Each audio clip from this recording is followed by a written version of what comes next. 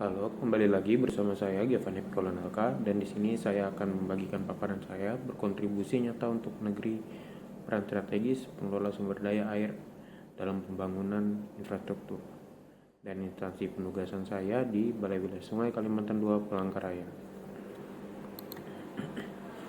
BWS Kalimantan II pada tanggal 2 Juni 2020 berdiri berdasarkan Permen PPR nomor 16 tahun 2020. Dan pada tanggal 25 September 2020 terdapat perubahan nomenklatur PT BWS Kalimantan IV Palangkaraya menjadi Kalimantan II Palangkaraya sesuai Permen nomor 26 tahun 2020. Dan wilayah kerja dari Balai Wilayah Sungai Kalimantan II yaitu wilayah Sungai Jelai Kendawangan, wilayah Sungai Mentaya Katingan, dan wilayah Sungai Barito. Visi BWS Kalimantan II terwujudnya penyelenggaraan pengelola sumber daya air secara terpadu dan berkelanjutan pada WS Jelai Kendawangan dan WS Mentaya Katingan dan WS Barito Kapuas Murung Raya serta berperan aktif dalam upaya mensukseskan program ketahanan pangan nasional sehingga dapat memberikan manfaat sebesar-besarnya untuk peningkatan kesejahteraan rakyat secara adil.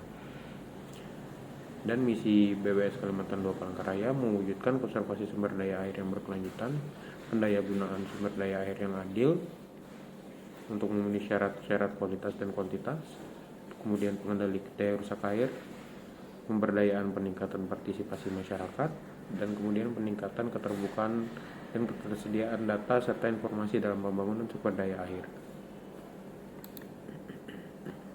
Tugas Balai Wilayah Sungai Kalimantan II berdasarkan Permen PPR nomor 16 tahun 2020 yaitu melaksanakan pengelolaan sumber daya air di wilayah sungai yang meliputi penyusunan program, pelaksanaan konstruksi, operasi dan pemeliharaan dalam rangka konservasi dan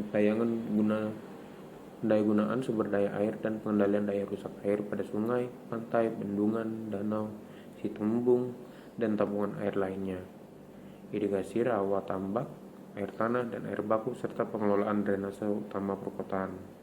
Dan penugasan saya berada di Kasih Pelaksanaan.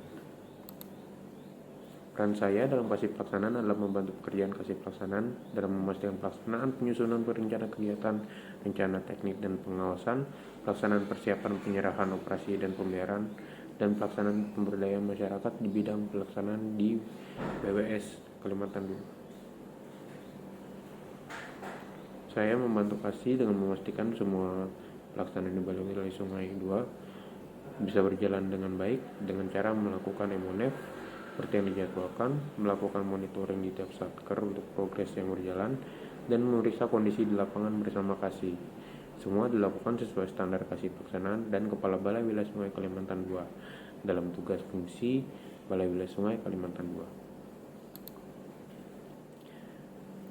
Layanan yang saya hadirkan yaitu saya berkontribusi menyediakan data dengan akurat untuk perencanaan sumber daya air dan mendukung keberlangsungan program sumber daya yang berorientasi pelayanan pada publik dengan harapan meningkatkan kompetensi diri secara teknis, analisis, dan digitalisasi, kemudian memberi manfaat nyata bagi masyarakat, air bersih, irigasi dan pengendalian banjir, dan juga berperan dalam pengelolaan air yang berkelanjutan untuk generasi mendatang.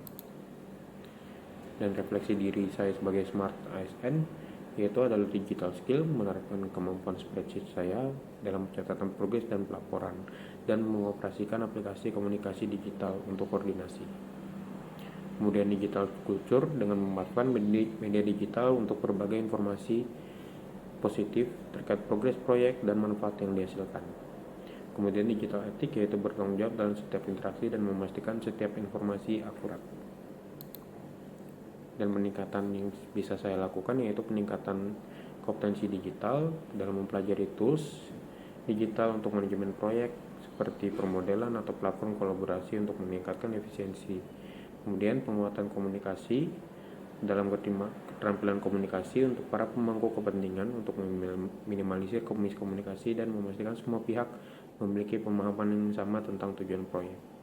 Dan yang ketiga, pemahaman regulasi, yaitu memperdalam pemahaman terkait regulasi baru dalam bidang konstruksi, pengadaan, barang jasa, dan khususnya untuk proyek-proyek strategis.